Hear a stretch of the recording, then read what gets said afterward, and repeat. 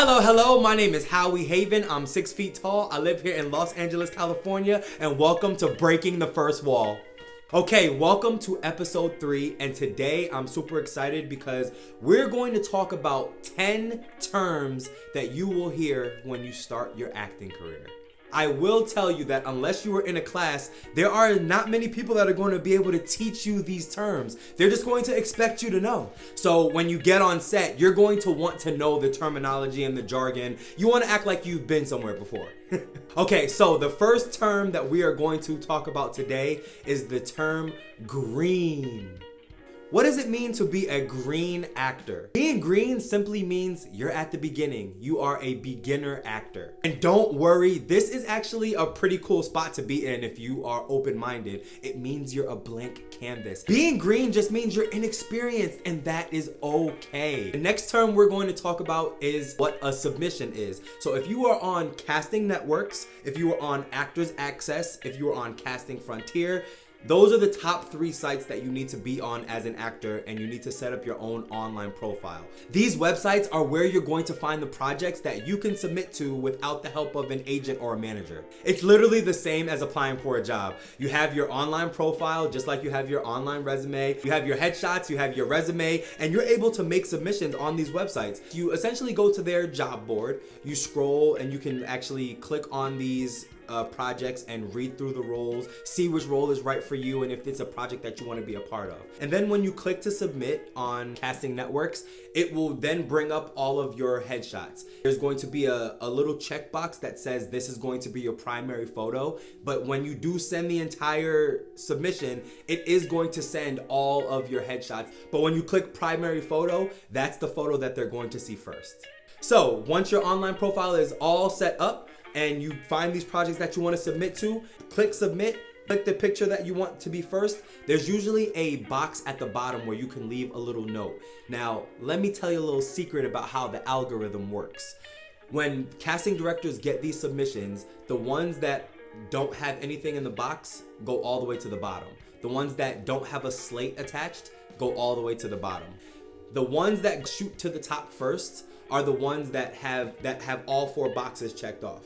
They want you to have a headshot, they want you to have a slate, they want you to have your resume, and they want you to put something in that box. Now, people always are like, what do I put in the box? I don't have anything to say to them. What I like to say is something like, thank you for accepting my submission. It's a very short and simple and a nice message for them, and it brings me to the top of the algorithm.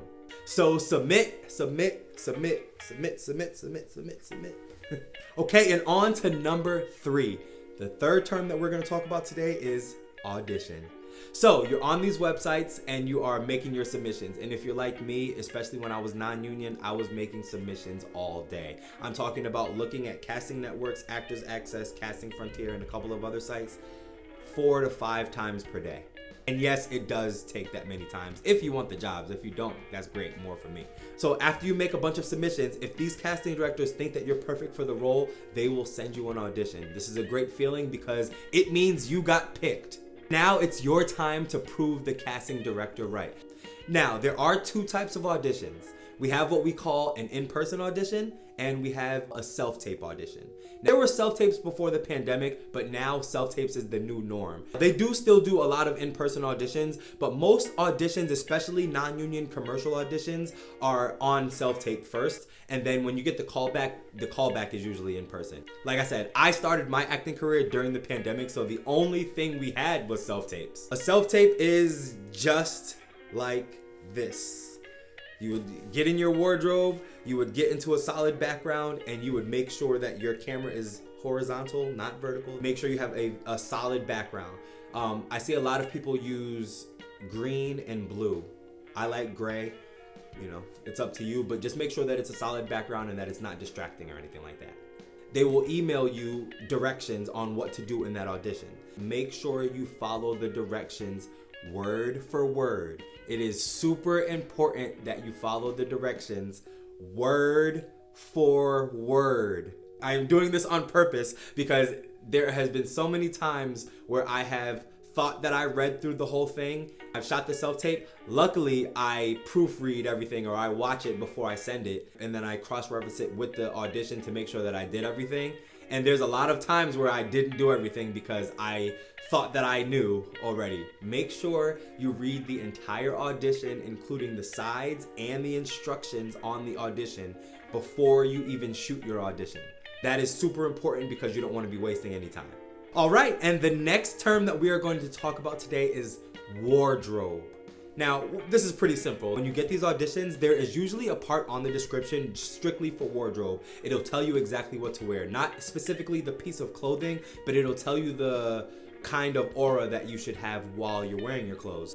So the description for what I am wearing right now would be something like baddest dude on the planet. No, I'm just kidding. Maybe I'm going to a dinner party. Maybe this is a work party. Maybe I'm going to church. Maybe it's Easter. Easter is coming up, so maybe it's Easter and I'm going to an Easter party. Or maybe I'm a pastor, something like that, just for a couple examples. So again, it is super, super important that you read every single word of every audition so you know exactly what to do. And that will get you ahead just by following all the directions.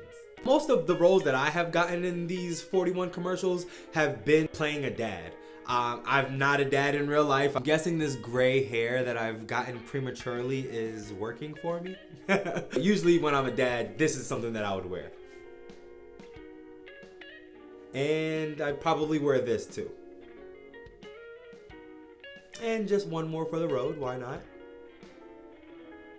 Alright, so those are a couple options. If you're a dad, those would be some pretty good options. Also, think about this. The headshot that you sent in, if they pick you for an audition, they usually do it based off that headshot. If you still have the clothes and the description calls for that kind of look, wear those clothes. It's a very easy thing for the casting director to look at. Hey, remember that guy with the green shirt in his headshot? Yeah, he wore the same green shirt for his audition. And it's just an easier way for the casting directors to remember you. And that is a good thing. You want to be on the casting director's mind all the time.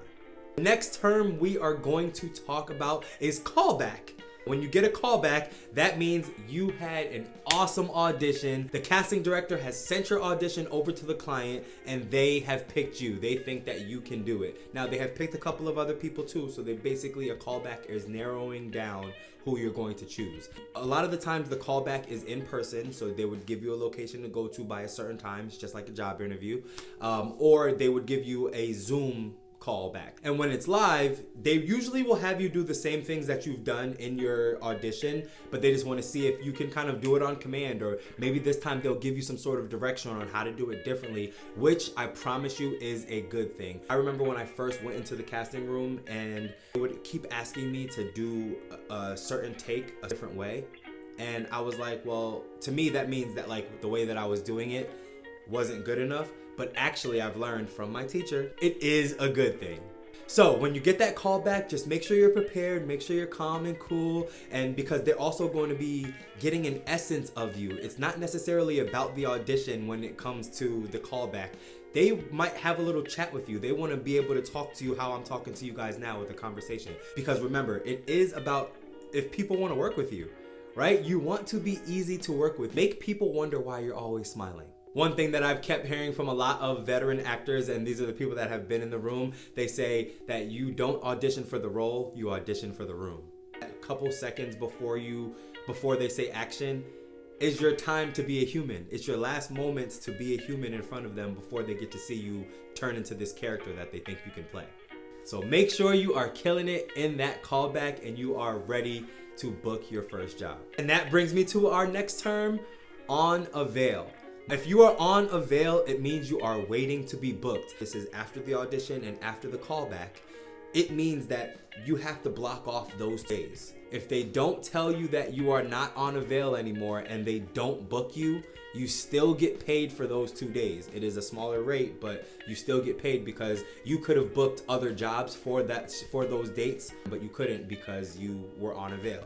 So now we are just waiting on pins and needles to see if we are getting booked, and that is our next term, a booking. So you have booked your first job, they have sent you the information on when the fitting is, they have sent you the information on the shoot dates, and you will be in contact with them for the next couple of days. Maybe you need to bring something for your wardrobe. A lot of times they have the wardrobe for you, but also there's clothes that you have that fit you very well. So there's a lot of times where they'll send you a storyboard of options to bring with you. And that actually brings me to our next term, which is a call sheet. You will get this the night before, and it is an entire sheet of all the people that you need to contact just in case of either an emergency or whoever you need. Whenever you need a specific thing, there is a person on the call sheet that you can call for that thing. So if you need something, if you need to know something about wardrobe, the wardrobe people are on that call sheet and they have their phone number and email. There's usually a point of contact that you have to check in with once you get to the commercial the next day. That person's phone number is on the call sheet. And your call sheet is actually a wonderful thing to keep always, because you want to be able to stay in contact with these people even after the commercial is over. Why? That's a good question. That's so that you can stay in contact with these people for future jobs. This business is all about relationships. So the best people to have a relationship with and that will help you get other jobs are people that have already given you jobs. The next two terms that you will hear in your acting career are agent and manager. I wanted to put these two together on purpose so that we can talk about the differences between the two. Agents have great relationships with the casting directors, and of course they're going to be the ones that are going to give us these auditions so we can book these jobs. Also, it's really important that you listen to your agent. Usually when they are asking you for something like maybe new headshots, maybe to update your reel or to update your resume, it is usually because they have found a roadblock in advertising you, right? Maybe they're pushing you and you don't really feel like you're getting a lot of auditions. You might need to change one of those three things. Most likely it'll be your headshot. So make sure you treat your agent like gold. They are going to help you in your acting career, and they are one of the most important people in it. So the difference between an agent and a manager is going to help you manage your career. They're not going to be the ones that are behind the scenes as far as, you know, negotiating contracts or talking to the clients. That's the agent job. If you're having a bad day or you got a flat tire and you're feeling bad about your career, don't call your agent. Call your manager. Your manager will sit there and talk to you and talk you up and let you know that everything is going to be okay and that you actually have a great career to manage. My manager is really great for that. He is really great at when I'm just wondering why nothing's happening at the time, or just kind of wondering when I'm going to get an audition or the next booking, or, you know, why haven't I, you know, become Denzel yet? Why haven't I won an Oscar yet? He'll bring you back down to earth and let you know that you need to just hold your horses, take a breath, everything is going to be okay. Let's get you submitted. Let's see what we need to do in your career to start getting you more submissions. Maybe you need to contact one of your agents. Maybe you need to get new headshots. Whatever you need to do, your agent and your manager are going to help you. They are a team. Not only are they a team, they are 20% of your team, which means that you need to do 80% of the work. Okay, let's not forget that. Our agents are super important, our managers are super important, but they only get 10% of the income. So you have to think about it like that. They only get 10% of the income, so they each only are gonna do 10% of the work. Now, that's not what actually happens. They do a lot of work for you behind the scenes, but if you keep that mindset, you will continue to push yourself. That means 80% of this is on you. And our final word today is action. Of course, you have to take action. Not only are you going to hear that once you get on set, but it is super important in your acting career to take action. None of this stuff happens unless you do it. It is all on you. So make sure you take action. Make sure you're going out there and finding out what you need to do to get headshots. Make sure you're getting on these online profiles. That is super, super important so that you can submit to these jobs, get an audition, get that call back, be on avail, book these jobs, get an agent, get a manager, so that you can hear the words action. That's our show for today, people. Thank you so much for being here with me. If you have any questions, leave it in the comments. Make sure you like this video, share this video, and subscribe to this channel for more tips on how to start your acting career. Actually, I'm going to do a bonus clip. I gave you 10 terms. We're going to do 11 because I just realized that I didn't even explain what a casting director is.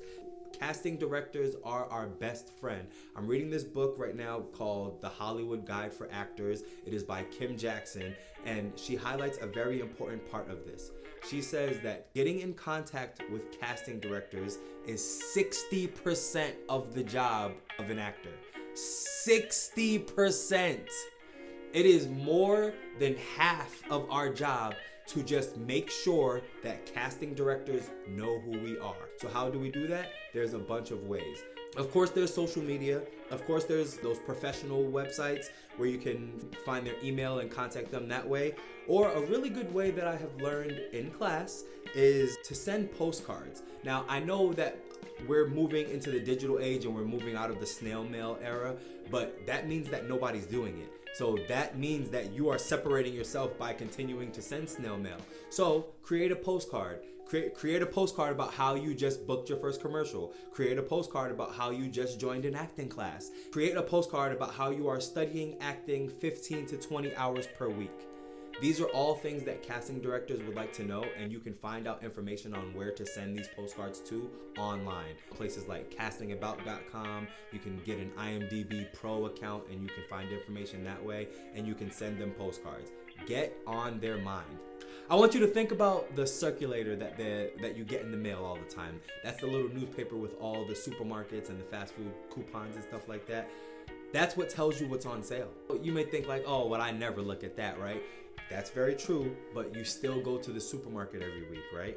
So eventually, you're going to look at that thing and maybe look at it and see what's on sale.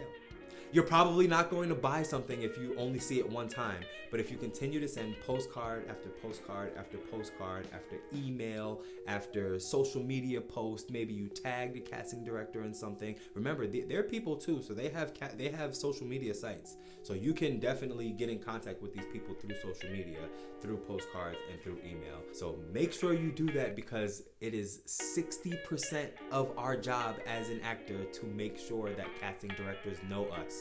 So make sure they know us. All right, and that is our show. Y'all have a great one, and I'll see you on the next episode.